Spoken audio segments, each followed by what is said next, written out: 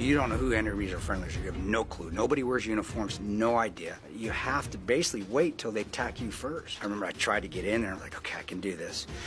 Sucked it up and I ran in. And then just hit me. I was like, oh, that's a mortar. It's got to be. And I went, mortars. And as soon as I said take cover, I saw the first one hit backside of building C. My head, I'm like, I just watched my team get obliterated. And I put my head down. I did. That was the one point that night where like, crap, we can't beat this. I'm Chris Pirano. I was a security contractor, and this is my war story.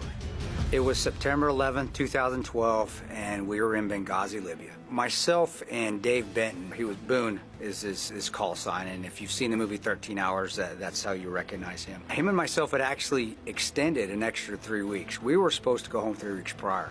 So we were just, trying to just finish and chomping out the bit to get out of there, because we had I'd say about a week left. And we were watching a movie, and we were on what was called QRF, Quick Reaction Force. We were the small two-man team that, if necessary, we could go out and help our own personnel out in town. It could be anything from them getting involved in a firefight to them getting blown up to just even a flat tire. And we were just waiting for Oz. Oz was out on the final operation of the night, and we were waiting for him to come home so we could get another day down and get one day closer to going home. We got a call, and I remember it being 9:32, and it was our GRS team leader, and he said, we need all GRS in the team room now.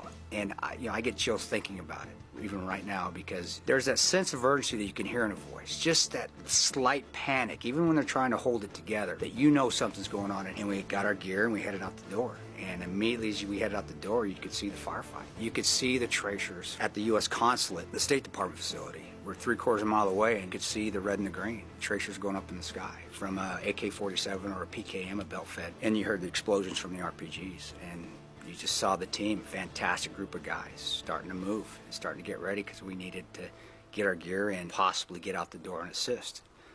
5 minutes, we're good. We're ready to go. And I remember I'm walking, and I walk up to my chief of base, who's standing here. I walk up to my team leader, who's standing here. Both have minimal military experience, but they're in charge of us. They're CIA employees. And I say, hey, we're ready to go.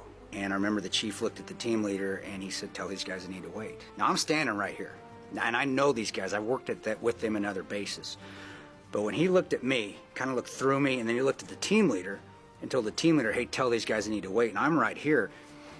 But yeah, it got me a little miffed, a little pissed. And the team leader actually had the gall to look at me. He turned to look at me. He goes, you need to, and I stopped him. I go, I got it, man. And I walked back to the car, and Tyrone says, what's going on, Tano? And I said, Bob's telling us we got to wait. That was hard. That was really hard to do, because